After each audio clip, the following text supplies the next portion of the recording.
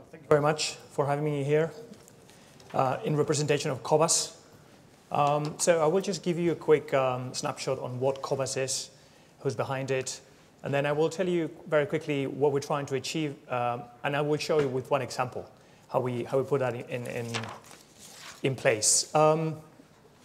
So Cobas was actually founded 2 years ago, about now. And you might know the founder, Francisco García Paramés, is very well known in Spain for sure, I think quite well known in Europe as well.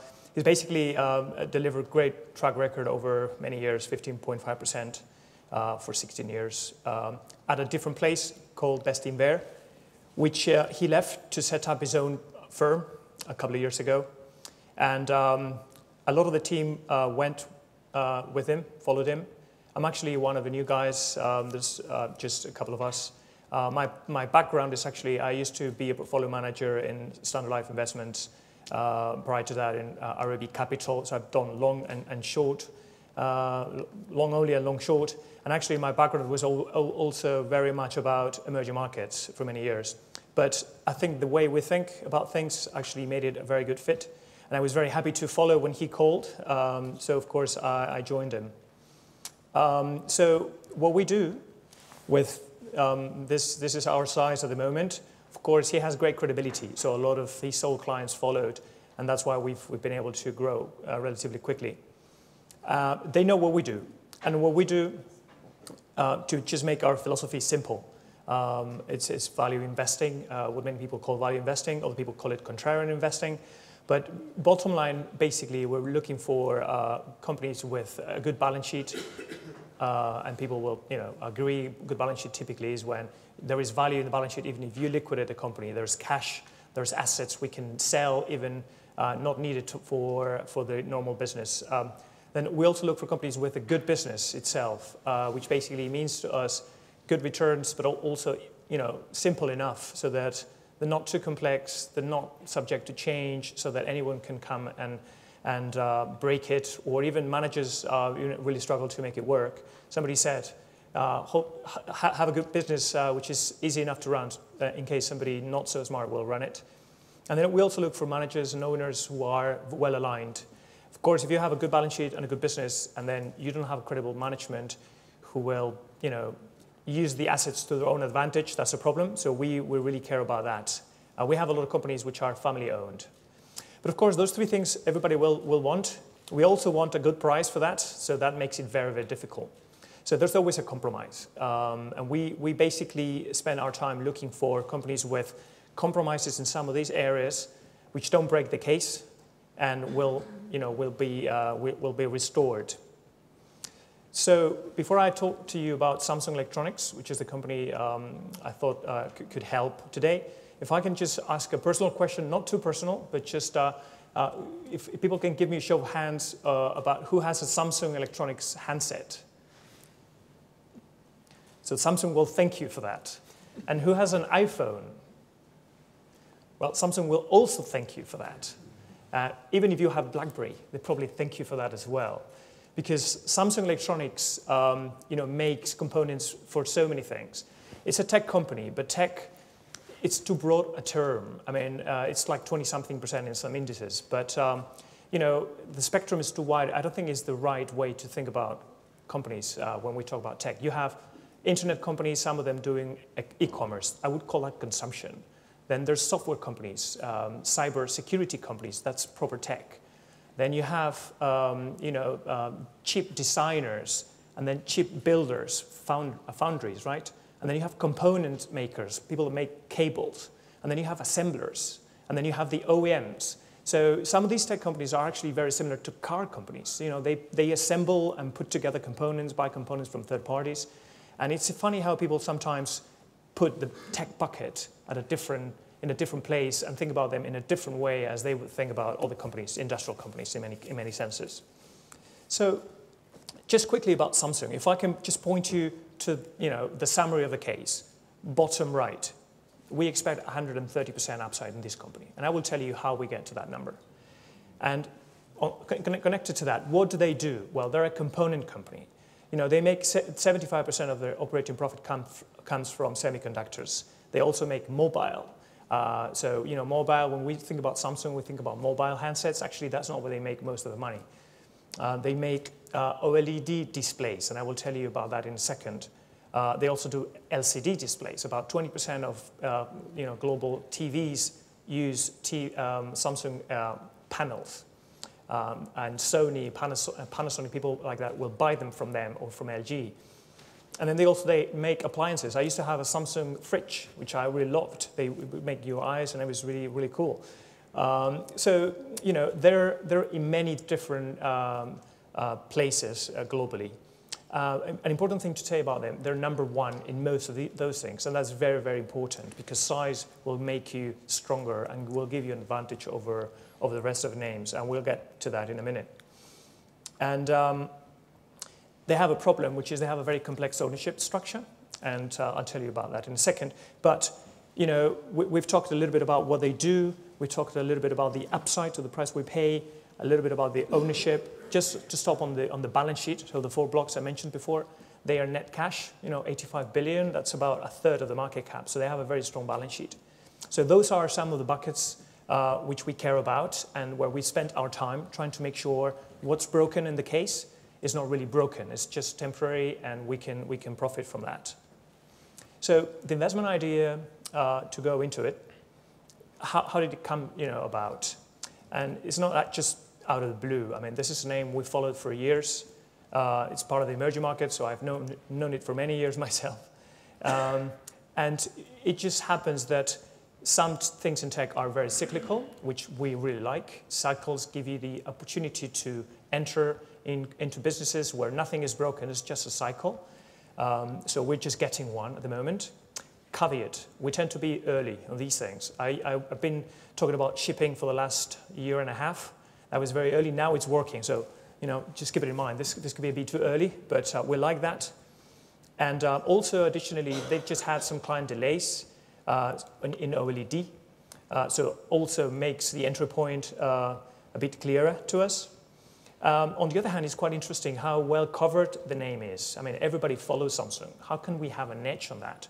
I don't really think we have an edge in understanding the business. I think we have an edge in the time frame we're ready to use for the investment case. And also, we're not just fixated with the cyclical fluctuation plus or minus. There's more things to it that are also changing that we think we can use to our advantage, and the market is not still fixing their focus on that. But it's kind of invisible in plain sight, so it's quite interesting. And the last thing that makes it still more interesting is the contrast with the FANG companies, right? Facebook, Apple, Netflix, and Google. A couple of these companies trading at $1 trillion, and Samsung, and I'll show you some comps. How can it be so cheap when in theory, they should benefit from the same or some of the same drivers? So this is how it came to be, how it came about. And I would just like to show you the share price versus EPS. EPS, the ultimate driver, right? So the red line, the price, the dotted line below, underneath that is the EPS. Actually, I should have used the right logarithmic scale to show, because EPS has gone up a lot more than the price, even though they show a similar move there. And if I can also say the red line price, half of that move, more or less, actually a bit more, comes from just pure cash accumulation. So the share price has been moving up. It looks like a big move, but actually it's moved up a lot less than earnings, and half of the move comes from cash accumulation. Of course, you can see the PE on the right-hand side. It's 4.3 times X cash. That's very, very cheap for the leader in so many fields. So if I can go into the case, what's wrong to make it so cheap? So ownership structure. These are the wrongs of the company and the risks, and I will go through them in a second. But I would say the ownership and control structure, which is complex, is very well known. It should be in the price, and actually some things are already moving in a big way. Then, of course, there's cyclicality to the businesses, but I will also show how the industry is a lot healthier than it has been historically forever. I'll show you about the OLED customer delays, and I'll show you what the outlook for the industry will be. So that's also just a blip.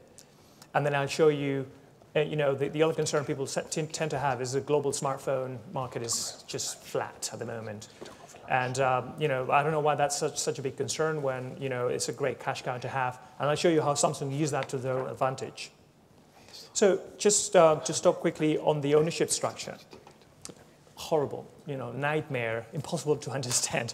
So I really put a red circle around Samsung itself to see where it is. But basically, the Lee family, control the company with a relatively small share in the company via direct stake of the chairman and the vice chairman, who's the son, and then group companies, right? Well, that is changing at the moment. If I can take you back here,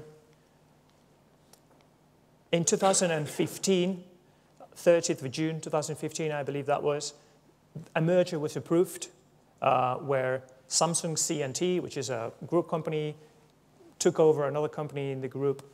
Elliott Asset Management was against that.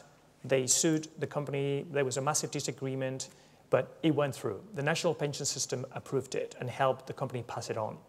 After that, you can see suddenly the stock rallied. And some things really changed, which relate to ownership structure and minorities protection. The company, very shortly after that, announced a massive change in shareholder return policy. They will return 50% of free cash flow from then onwards. They updated it in 2017, and now they will return 50% of free cash flow, not counting any M&A, so more cash available. They've been doing massive buybacks. They've been paying a dividend. And that is a big change. In May this year, they did a split to make it even more affordable for people to participate. That's within the company itself. Also, you can see those green dotted cuts forced by the government. Chaebols, which is what these group companies in Korea are called, are forced to cut circular ownerships. The company just implemented those, and that's completed. Also, the government has created the Stewardship Code, which has been adopted by the pension fund in July this year. Big change. Now companies will have to vote and explain why and what they do. Also, additionally, the government, new government, as you may know, just appointed 2 corporate activists to the chief posts in the Korea Commission, Trade Commission, and the Korea policy organism to defend minorities. So basically what they're doing is defending minority rights, enforcing transparency in chaebols. So the government is pushing for it, management and owners are pushing for it, and this is a big change. And this is still not being reflected in by this concern that apparently the company have about Samsung. So this is a big change. First concern, we're moving in the very right direction. So second factor is cyclical nature of the industry. I just show here how, on the right, memory prices go up and down. That drives companies' prices up and down. On the left-hand side, you can see Hynix and Samsung Electronics, and below you can see memory prices. So this is cyclical. I'm not denying that. Everybody knows it. Well, of course, cyclicality will affect, given these industries are relatively a fixed cost-based industry, they impact margins. So you can see on the right-hand side the margins of some of the key companies, Samsung, Hynix, and Micron. Interestingly, though, on the left-hand side, you can see how Samsung is always making profits. They do not dip into losses, and we will go into this. This is key. So cyclical business, causes losses, causes profits. Suddenly, in the last few years, we've had a lot more profits than before. So what's going on? And let me tell you, within this cyclicality, there is some things that are, that are structural. And the first thing I would say is the generation of data, which seems to have gone through the roof. So there's so many, ways people are generating data. I'm horrified with my volume of emails. I probably spend, a couple of hours or more a day. I can't even deal with my WhatsApp. So now my wife monitors my WhatsApps, thanks to her. But then on the right-hand side, that's in exabytes, which is a dimension I don't even understand. But just to put it in perspective, everything said by the human race in history occupies 5 exabytes. We're creating thousands of exabytes a year. Or, put it differently, 1 exabyte is 500 times the whole academic research of the US. So, this is huge. This is nonsense. A lot of this data is useless, but it's being generated. and has to be dealt with. And I think one of the reasons why this data is generated is, one, because people want to generate the data. Like I said, I generate data, ergo I am, so I send emails, I take pictures, videos, whatever. But the advent of new devices has helped and empowered people to generate even more data than before. So the lower straight lines there are the data generation before we had mobiles, for example, and before we had all these data centers. It was already very fast, about 30% for DRAM, the use of DRAM into management of data, and 64% CAGR for NAND flash. NAND flash is the solid-state memory where your SD card, where you store your photos, right? But then new devices arrived, and that just went through the roof. So the CAGR for the top line is just the CAGR of the new devices, which has to be added on top of the old devices. So I think the availability of new devices is just accelerated the will of people to generate data, even though a lot of that data is useless. I don't even want to think about what this will become when now devices talk to one another, IoT, or when cars have to be autonomous and recognize data and issue data. I mean, we'll get into that in a second, but this is just accelerating. We're getting extra devices. So just to show, this is mobile data content. People are concerned about data volumes being flat. Well, I would say data units are flat, mobile units are flat, but data content doesn't stop their acceleration. Why? There is like a war in content, right? You have richer apps, you have bigger screens, you have better cameras. All of that needs more DRAM, and all of that needs more NAND flash to store your data. So there is a war here, and I tell you what, Samsung is basically selling the guns and the ammunition to the war. We don't really care who wins. Another way to think about it, data centers. Another war here, but this is a bit of this is rather a gold rush. We have Amazon, for example. Amazon, you might know this, they made exactly the same net income, more or less, in 2004, about 586 million versus 2015, 590 odd million. Amazon Web Services actually shows up the first time in their annual accounts in 2013. Since then, they've suddenly accelerated their net income. So it just feels like Amazon is actually making money at last, thanks to data centers. Well, Amazon now controls 40% of the data center business globally. We can see how the others are trying to catch up. That's CapEx on the left-hand side. So now have Google trying to catch up. I think they have 6%, Microsoft has 6% trying to catch up. Google trying to catch up, almost just to about 2%. The Chinese haven't even started, and that's a huge market. Then we have IBM, Oracle, trying to keep the customers where they were. So gold rush here, tell you what, Samsung makes the picks and shovels. So Samsung will benefit again on this data growth. So another thing which is structural within memory, and I'm spending a lot of time in memory because it's the bulk of the profits at the moment, but memory is a very capital-intensive industry. And you can see there on the left-hand side, over the years how CapEx grew a lot, and then it went down when times were tough, and then it grew back up again. Samsung, of course, has always been dominating. But also I would say that it's not just size that gives you an advantage. They are very good engineers. On the right-hand side there, you can see that they get early to every technological milestone, which they call nodes. They get about 1 year earlier than their competitors. That really matters. Why? Because memory prices intrinsically go lower every year. This is the normal thing. So you basically have to make a memory cheaper or get more memory per unit so that you can sell it at the same price and in the process, probably make a bit extra money. So if you get there first, like Samsung do, you manage to sell your memory at a price and still make money, and the others will be competing and just not being able to recover the costs. That is why we saw before Samsung always staying in profits and the others dipping into losses. So this has not changed. This is structural, part of memory. This is how it works. But something is actually changing a little bit. which is CapEx intensity. You can see here, there's a couple of slides from Micron. So what you see in both charts, both for DRAM and NAND flash, is it costs you more and more every year to increase your bit growth, right? It's just skyrocketing. At the same time, and because of that, the bit growth in the industry is just slowing down. So you can see the blue line and the green line just flatlining. So we can't grow our bits fast enough. And if I can say one thing, the growth in wafers are the silicon slices where you build your chips. Well, the growth in wafers in DRAM has been 0 since 2006. It hasn't grown at all. All that CapEx, and just to try and make the technology advance. It's getting so tough.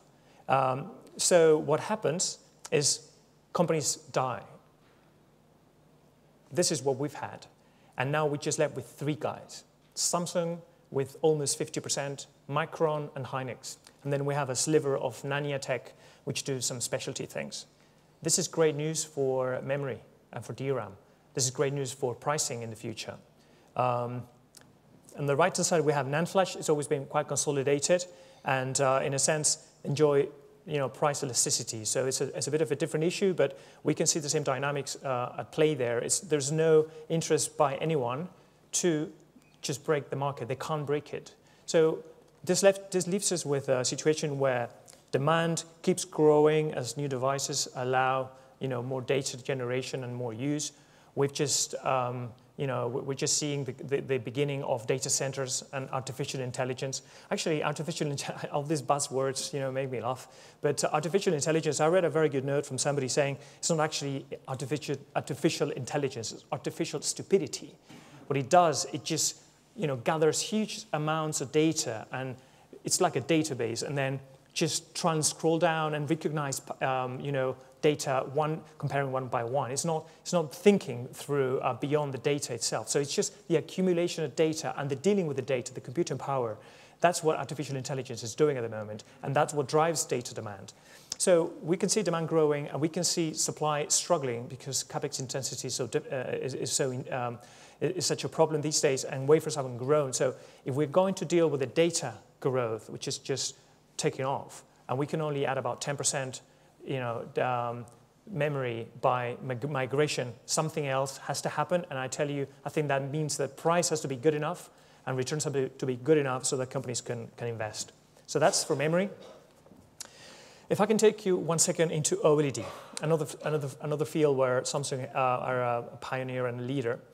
Just quick explanation of OLED. You might know this, but OLED is basically organic LED, light emitting diode. And initially it was created by Samsung, I think, one, because it simplifies manufacturing. So you can do the same thing with less parts. So you can eventually make it cheaper. You can see on the right-hand side, you just need a couple of layers. Whereas in the left-hand side, traditional LCD, you need all those layers. And you also need a backlight unit to bring the light from behind. Then you filter it into colors, then you block it or let it through. You see the image. A lot more complicated, a lot more expensive, if you can do it en masse for OLED. The second very important thing is OLED basically means each little dot will light up or not, depending on your demand.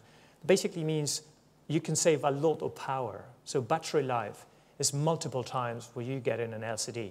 That's a great selling point for OLED. That's why it's getting so much share in smartphone. And lastly, of course, form factor. You can make it flexible. So next is going to go into cars and all kinds of devices. So OLED makes a lot of sense. The problem is OLED is very difficult to make. So left-hand side, that's Samsung Electronics capacity versus the rest of the world. Basically have 100% market share these days. And it's so difficult to make because you basically take in organic materials and depositing them on every dot. And these materials decay. So, for example, there's a big problem with blue, still not resolved. And if you buy a Chinese OLED, they're trying to make it, you're not really sure if your display is going to look the same in a year or perhaps in 2 years. So you don't buy that. Whereas Samsung have been investing in this, from before 2009. And they've done a lot of R&D, they've burned a lot of cash, and they've done a lot of CapEx. And somebody described it to me, it's not it's not black and white, something you can do or not do. It's a cooking recipe. It's a little bit extra of this, a little bit extra of that, and it's very difficult to replicate. That explains why on the right-hand side, OLED makes a lot of money for Samsung. That's a blue section. Compare that with the LCD, which is the gray. LCD is almost not making any profit, and is in deep trouble these days when the Chinese are adding so much capacity of LCD. They can't do the same for flexible OLED. Nobody can.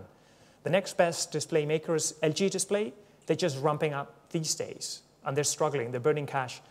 Meanwhile, Samsung is making a ton of money. So given where OLED is in terms of adoption, with only Samsung adopting it, Apple moved to OLED in 2017 for one model, and then 2 models for the next cycle, and probably next we'll do more models. We have the high-end Chinese. This is just starting. So it's a very, very great area to be in. Which takes us to a smartphone, which is a great cash cow. As you can see there, global units flat already for a couple of years. As you can also see, Samsung units flat, so they're not really struggling. iPhone units also flat. Some of the Chinese win, some of the Chinese lose. So there's a bit of a fight on the mid end. But this is a great cash cow for Samsung. And actually, I think it's genius. I mean, what they're doing with smartphone is they generate their own, cash for themselves, cash cow. But they also, set off the war, the high-spec war between device makers. So, they make a great device with a great screen. Next, Apple have to come out with an iPhone with a big screen. They have an OLED screen themselves. Apple have to copy and have a great OLED screen. They add good cameras, they add memory, and the others have to follow. So basically making money while making the others fight for a piece of the pie. So I think it's just genius strategy. Next, they will announce a foldable model. So just watch out for that. It's going to happen, before Christmas. And what that will do is, of course, increase the size of the display, which will go back to the OLED supply and demand dynamics in favor of Samsung, of course. And then the rest of the guys will have to follow. So it will differentiate them more than the others will have to follow. Genius strategy. So what is this worth? What does this leave us? So what I did here is just to compare 2018, which is a very good year, probably record year, especially for memory, with what we think should make sense over the cycle. And I just broke that down by the main blocks. DRAM, basically from 34 billion this year. Let's assume the cycle won't be as good, and we take a big haircut there. And we do the same for most of the lines, except for OLED, where this year is very bad because Samsung delayed their use. Like I said, that was one of the reasons why Samsung was weak. But last year they made 5 billion, and we're just starting. So I think 7 billion is probably reasonable. So that leaves us with that operating profit run rate, 55 billion, of which they do have to do CapEx. 27 billion is more than they used to do. It's a lot less than they did last year, 43 billion. That was massive. This year, 33. But of course, they were investing incredibly into OLED and also DRAM and NAND flash, which leaves us with that free cash flow and, of course, that valuation, which is where the 130% upside comes from. But just out of interest, if we can compare it with Apple, which is a $1 trillion company, quite similar metrics in some things, sales, similar, EBITDA, quite similar, operating profit, not too far off. Apple do a bit less capex than Samsung, but overall, free cash flow to equity, is not too far off. Both have net cash. It's a bigger percentage for Samsung, of course, as a percent of market cap. That leaves the valuation for Samsung at ridiculous levels versus Apple, which I find very intriguing. How the market is willing to pay such a valuation for Apple, which is a mono-product company. I mean, 60% of the profits come from one single product. Of course, they have a great brand, but that's a lot riskier than selling picks and shovels into the data gold rush or guns and ammunition into the smartphone war. And if I can just leave it here with Samsung C&T as a bonus contribution to you guys. Samsung C&T is the family vehicle to control Samsung. And as you can see there, well, it doesn't show highlighted, but one of the key listed companies, Samsung Electronics, of which they own a 4.8% stake, is worth 29 trillion won, this is in won, for Samsung C&T, which is more than Samsung C&T market cap, bottom right, 22. So just their stake in Samsung is worth more than the entire market cap. But on top of that, we have a very sound construction business. These guys built the Burj Khalifa, the tallest building in the world, and they built all the foundry on the fabs for Samsung. So they have incredible captive business on which they make a lot of money. They had a couple of rough years in 16, 15, but they're already coming off those bad contracts, and the company is a much more disciplined company now. So there is value in the core business, there's incredible value on the listed business. Let me just mention quickly Samsung Biologics. Samsung Biologics, of which they own 43% stake, they are a CMO manufacturer for pharma companies.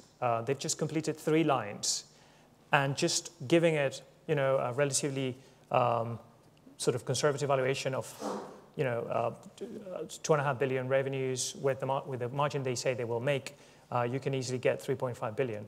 But also, this company owns 50% on another company called Samsung Bioepis, which, has 6 biosimilars, which they're developing. 2 are already approved in the US and Europe, 2 are approved in Europe, and 2 are in phase 3. This company is worth, at the moment, 25 trillion won in the stock market. We just give it 11 billion together. Sorry, we just give it 1.5 billion based on the valuation that Amgen, the partner in Bioepis, paid for, to increase the stake. Also, out of interest, compares with Celltrion, another Korean company, with 2 biosimilars, not 6, which trades at 29 trillion. So very conservative again, I think, in that sense. So, I mean, C&T is the family vehicle into Samsung with a lot of icings on the cake, and I think it's very interesting. So I leave you with that. Exciting company in exciting markets, an exciting valuation, and I'm very happy to take some questions. Any questions?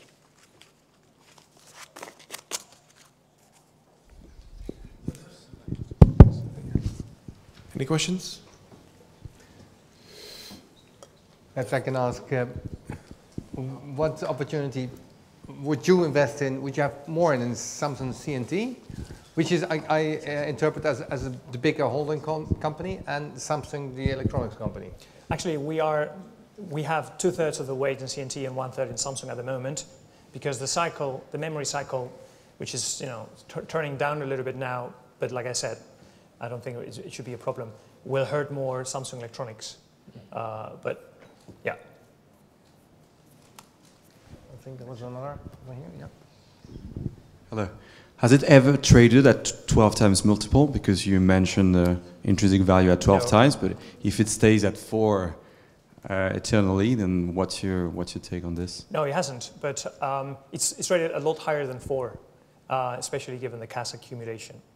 And I think at some point, so we think about these things, especially in Korea. I mean, to what extent this is a trap, right? Because Korean companies many times have traded very, very cheap. But the fact that Samsung grows the profits every year, and every year pays you a 5 to 6% dividend plus a buyback of another 3 or 4, so 10% return, I'm really happy to get that 10%, every year and see what happens. Because, like I said, corporate governance, ownership structure is changing big time, and there is an acceleration in data demand, in OLED demand. So yeah, I think it's a good place to wait. Since you mentioned about storage, I was wondering if you also looked at something like Western Digital. No, I haven't looked at it. I mean, keep an eye on that, but because of NAN. But Hi, thank you for the presentation. I think it was last year there was a massive capex from Samsung, and what's your take on that? I read that they wanted to crush the Chinese who wanted to enter the market, or could you comment on that? For what? For DRAM, for NAND, for OLED? Yes, DRAM and NAND, I think. So I haven't heard that they're increasing the capex. Actually, I think $33 billion this year is like 25% less capex than last year. The company is not guiding for more capex than that, I think, for the next few years. If I may just say, DRAM is not about money, just about money. So the Chinese tried DRAM and they gave up. The Chinese are now focusing on NAND flash. So DRAM, you know, basically moves so fast. If you throw money at it, by the time you get there, the industry has just moved on. So it's really, really difficult to catch up there. NAND flash, you know, there is a new change now with 3D NAND, which might open a gap because it's new for everyone, and perhaps the Chinese can, you know, and it's not so, you know, the geometry is not so small, so that perhaps that offer some opportunities. But the Chinese, basically, they tried with SMIC, Chinese company, gave up. They just focused on foundry, and the Chinese are not trying. I mean, they made these big announcements about semicons a few years ago, but DRAM is not the area where I think they're not making a big push there.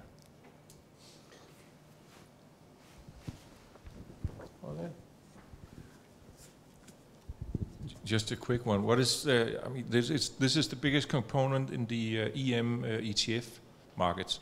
So they go like the in-outflows in there. So you'll always be exposed to that in this specific investment. But if you take the valuation question before and the Lee family, how they control it, how do you see that remove or go away at some point so you can get a proper valuation? So they're moving ahead on that. So they cut all the circular ownerships. So CNT, the family vehicle, in turn, you know, was owned by some of the family groups, you know, back. So, you know, they own Samsung Electronics and some electronics own other companies, and other companies own CNT. That's been cut. So they're dealing with all those problems. The fact that they implemented the new shareholder return policy, 50% of cash flow, the fact that they did the split, the fact that they're executing on, you know, on everything the government is mandating, and the National Pension Service helped them back with Elliott. Now they're giving back some of that. I think, you know, it's very good noises, you know, for Samsung, but for Korea in general. So I think that, you know, before you could argue we've been waiting for this forever, but now I think there's big change ongoing that I think makes me very hopeful. Okay, with that, I would like to invite you all for lunch. On lunch. We are going to the